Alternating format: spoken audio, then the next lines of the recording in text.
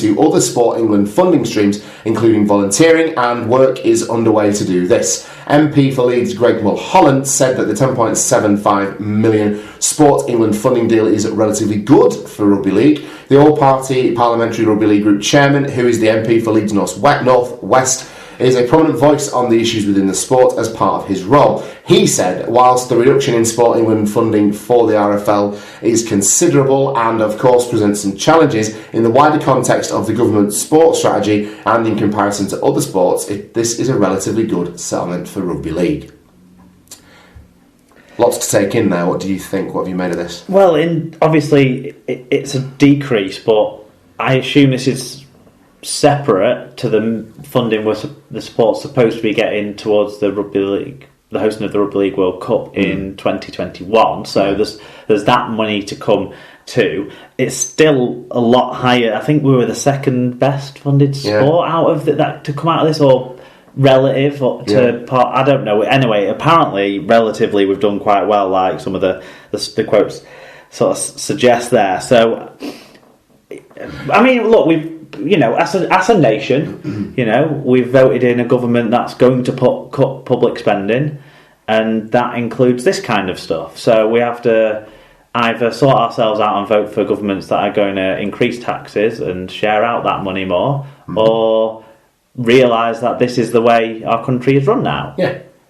I must admit, when I read the article first off, and I hadn't researched what the previous funding was, I actually felt like this was a positive thing, and this was a decent amount of money to be put into the avenues that they seem to be intending to put it into in terms of developing wider versions of the sport and developing things from a grassroots level. So, having read that, I felt quite pleased about it. It was only when you look back and see that it's actually a funding decrease that you think, oh, well, I wonder what that impact is going to be in terms of growing the sport. But again, it seems like the RFL are going to take the fact that there's been a decrease in funding and use it to focus more centrally in terms of M62 corridor and Heartland. Well, it mentions other sports that have had smaller funds being distributed. I was watching a thing on the news today about wheelchair tennis having funding cuts, right. And so it's across the board, across all sorts of things. But it sounds like it's going to be good for things like the inclusivity of the sport, so the wheelchair side of things, the women's game sounds like it's going to get a boost from all of this. So overall, as long as the money's used well, it should be good. It's 10.75 million we wouldn't be getting otherwise. There you go, exactly. Okay.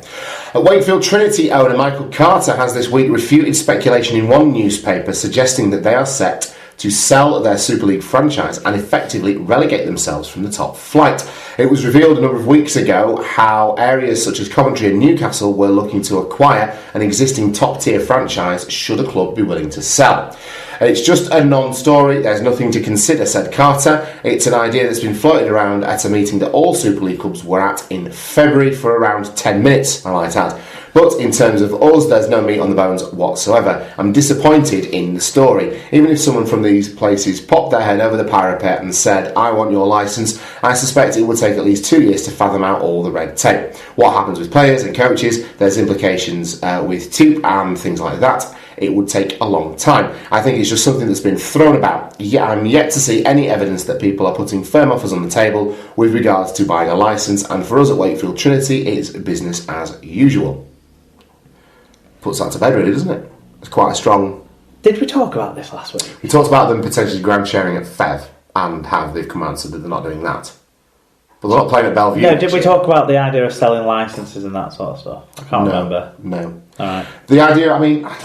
Look, but what cities have been mentioned in this conversation? Bristol, that'd be a catastrophe. Newcastle already have a rugby league team. You're not suddenly going to garner increased interest in rugby league just because Wakefield Trinity start playing up there and push out the lads from the Thunder. It's not.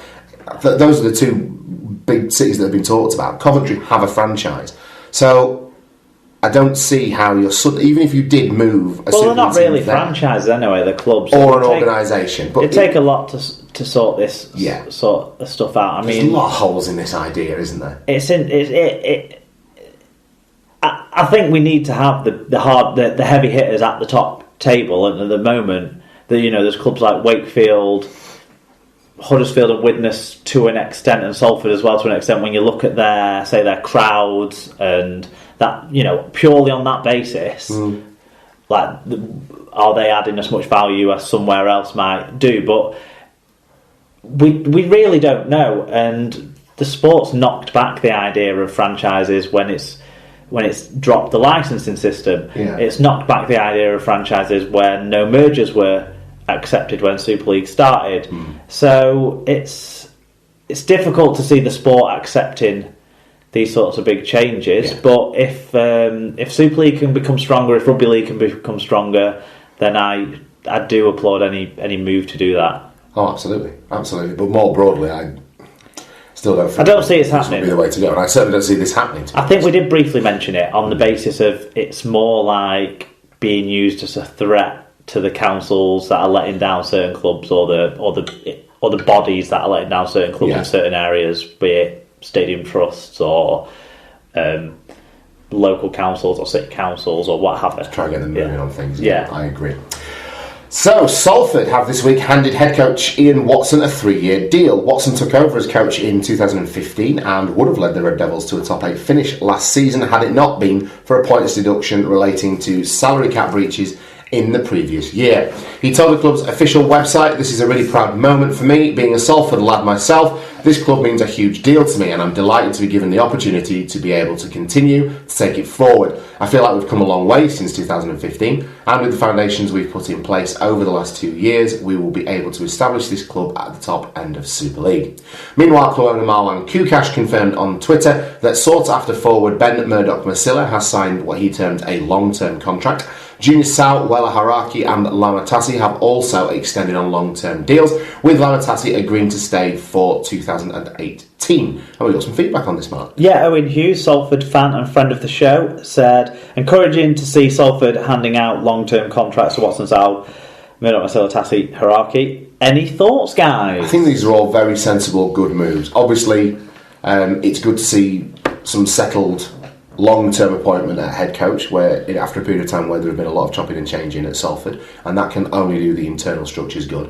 And then Junior Sao and Lamatasi and Ben Murdoch-Masila have got the potential to be very big and very important parts of that team for a number of years to come. Well, Haraki getting towards the end of his career, but offers a wealth of experience. So I think all 4 of those are players that most Super League teams would have, if not in their starting 17, certainly on the fringe, certainly competing as squad players. So they add that stability again. And all of this adds up to stability for Salford Red Devils, which is a good thing. I think it's... Really rate Junior South, I think that's tremendous business. Him and Murdoch-Masila are probably the 2 headline ones of that for me. Murdoch-Masila can be an impact game changer. Yeah, he can have the bad days, but he can have the amazing days, and we saw that recently. But Sauer's been absolutely crucial to any success relative to where they've been. That's for a number of years now as well. Ever since he joined the club, he's been arguably their best player in the whole time that the Super League pods existed. Yeah. So I think that's what Junior Sao means to Salford, and the fans really have taken him to heart and vice versa. I mean, obviously with the Watson thing, these things can change. But the way the club's being run, we've spoken about it a number of times. It's Ian Blease who's in charge now. Seems to have a much steadier handle on things. There's no shooting for the stars approach. It's all the right sort of moves, the right sort of stuff, and the way that they're behaving off the field is way better. I just hope they get rewarded by people going through the door. The attendances are up on last year, but maybe that's helped by having Wigan and Castleford bring big crowds. Let's hope that more Salfordians get down to the AJ Bell and really back the team. You would hope that with a more settled structure that would breed improved results, and it's the results and the performances on the field that will bring people through the door. So, but then when you drop your younger grades out of your systems, though, that then doesn't reinforce the support through the community. So I suspect you'll see that being reborn at Salford in the coming months, though. I think the whole of Super League needs to think about those sorts of things. Yeah. But good business. Absolutely. Jeff Tooby could be on his way out of Bradford before he even officially coaches a game after he was linked with a return to the NRL this week. Visa problems have kept Tooby away from taking up the role of head coach at Odsal, to which he was appointed in January. The former Manly coach has been linked to the vacant role at West's Tigers after they sacked Jason Taylor last weekend. He's by no means the favourite for the role, having been added to a shortlist that includes Aaron Cleary, Laurie Daly and interim coach Andrew Webster. Yeah, he's at the back end of that list. He's going nowhere. He's not having to leave home. He's fine. He's all right where he is, coaching over the phone. Yeah. From Sydney. I don't know. I don't think there's much of a story here. I just put this in to see your view on it more than anything. Well, look, the problem we've had with these. Do you have any feelers out on this, or is it just a puff piece? The prevailing wisdom is that it's a bit of a puff piece, really, and that the difficulty is that because a new company has been formed and born out of a liquidation and not just a administration, that's what's causing the trouble in terms of setting up and getting the visa process going in the eyes of the passport office and people like that. So that's what's slowing us down officially. Because also, think about this, there's a young lad that we signed, Phoenix Hapuanafoa, and we talked about that a few weeks ago. He's in the same boat. So the visa isn't just Jeff Tooby that's having visa problems. This is a broader issue for the club. So hopefully the rumour that he's going to be with us in the next 10 days will come to fruition, and then that will move forward from there. But in his absence, we're still winning games. So it sounds to me more like a Sean Wayne injury report. Oh yeah, no, he's close. He's close. He's close to getting back. He's close to signing. It's going to be close until the end of the season. But finally, he plays in the grand final. But in the meantime, we're very happy with the way Lee Beattie's doing things, and we're getting results. Listen, we'd be fifth. Were it not for the points deduction. I believe you'd be with a scratch. Sixth. Alright, it might have changed since the post I read last weekend then. But that will be with a scratch team and with no pre-season. So things are going well at Bradford in terms of what my expectations are. So we'll take that. I have to say my stat comes from the forums rather than from. You would be behind Batley on points difference. Okay, so that would be sixth. Okay, there you go. But we'll move on from that, and hopefully Jeff Tooby will be with us shortly. Someone who isn't going anywhere, though, is Jason Taumalolo, who this week signed a 10-year contract with the North Queensland Cowboys, the longest deal ever awarded to a player in the NRL. The Kiwi international forward has been linked with a potential move to the NFL, but will now spend the rest of his career with the Cowboys. The deal is worth a reported 10 million Australian dollars to last the player's to last year's NRL Player of the Year, Taumalolo. I'm very proud to be able to say that I'm staying a Cowboy for life, he said. That is sensible business. Well, it's long view, isn't it, that? But it goes to show, first of all, the quality of the player, second of all, the esteem with which he's held in North Queensland. And I think he's worth the money. I wonder if it'll start a trend or if it's a wild one-off. I mean, we've seen some 4 or 5 year deals handed out, haven't we, in the NRL to some star players at certain clubs, and we see 4-year deals relatively regularly in Super League, but 10 years blows almost all contracts I'm aware of out of the water, really. Yeah, but here's what it does. It buys not so much security for Jason Taumalolo, although on paper it does. It buys security for the North Queensland Cowboys, because if an NFL franchise comes knocking and wants to buy him out of his contract, they're going to have to spend a lot of money to do so. Yeah, I wouldn't think. Or if someone else comes, I wouldn't think the NFL are coming looking for people. Well, let's say Rugby Union or someone like that, or whatever. If someone comes to try and poach him from the sport and cross-code him into some other facet of a ball game, then they're going to have to pay top dollar in order to do so for a number of years to come.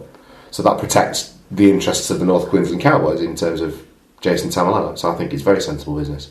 Yeah, well, yeah. From that point of view. Okay, moving on. I don't think I've ever had a 10-year contract. I've never worked anywhere for 10 years yet. Or no. Okay, but this is ever so slightly different. If another insurance company wanted you to go work for them, you could just give your notice. Yeah, no. You're not the Jason Taumalolo of. I'm just saying that like the whole 10-year element of it is a bit mad. That's what makes it. Yeah, that's what makes it special and makes it newsworthy. But I think it's shrewd from the point of view of whoever came up with this idea of the back offices in in Townsville. Yeah, sure. Personally, from Townsville to further down the coast in Queensland, then Brisbane Broncos' Anthony Milford has confirmed